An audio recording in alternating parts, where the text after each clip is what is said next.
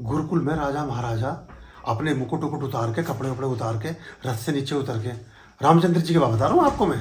जब दशरथ पहुंचे विश्वामित्र के आश्रम में तो चारों को नंगे पैर और खुद भी नंगे पैर, और रथ रोक दिया 3 किलोमीटर पीछे।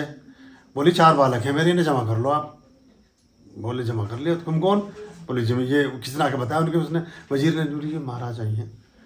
तो बोले अच्छा इनका वो कहाँ है? बोले जो तुम वहाँ खड़ा कर। बोले बस ठीक है, बालक क्या रहेंगे, तुम कभी इनसे मिलने नहीं आ सकते हैं, होंगे महाराज अपने घर के।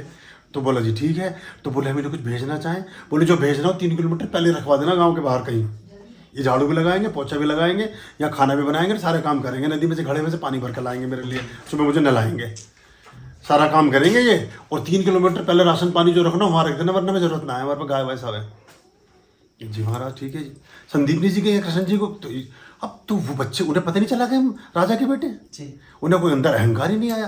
और वो जैसा गांव के गरीब का बच्चा था वैसे सम्राट का बच्चा था। अब 25 साल में वो संस्कार की, वेदों की, व्यवहार की, समाज की, सबकी शिक्षा लेकर के जब वो राजमहल पहुंचा, वो बच्चा जो राजकुमार है, उसने कहा जी इतना बड़ा घर किसका है?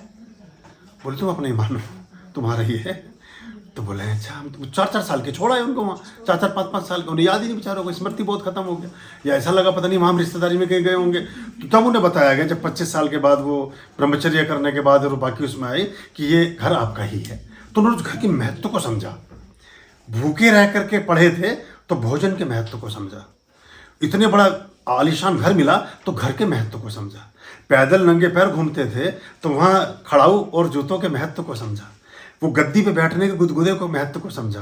पैदल और जानवरों पर यात्रा करते थे तो सोने के रथ में बैठने के महत्व को, हर चीज़ का महत्व समझ आया। क्योंकि अभाव के बाद महत्व की कद्र होती है। और जिन्हें पहले दिन ही, जो राजा बिंबिसार के पुत्र थे अजातशत्रु, वो पहले दिन ही चांदी की चम्मच लेके पैदा हुए, तो 15-16 साल की उम्र में ही अजातशत्रु ने अपने पिताजी को कैद में डाल दिया।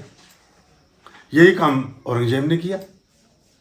तो ये बड़ा गहरा कंसेप्ट था कि 3-4 साल के बच्चों को गुरुकुल छोड़ाओ, ना तो ये देखेगा कि उसको फांसी लगती हुई देखेगा, ना उसे पता चलेगा कि मेरे पिताजी आज लड़ाई लड़ने गए हुए हैं सेना को लेकर के, और अगर मर गिर भी गए तो बच्चे पर आघात नहीं पहुंचेगा।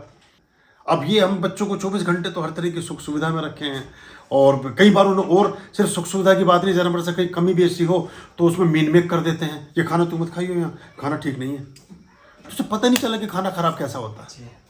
इसका मतलब ये भी नहीं कि उसे खराब खाना खिलाने लगे, पर थोड़ा उसको जो वो एक बेस था वो उसका कम रह गया कहीं।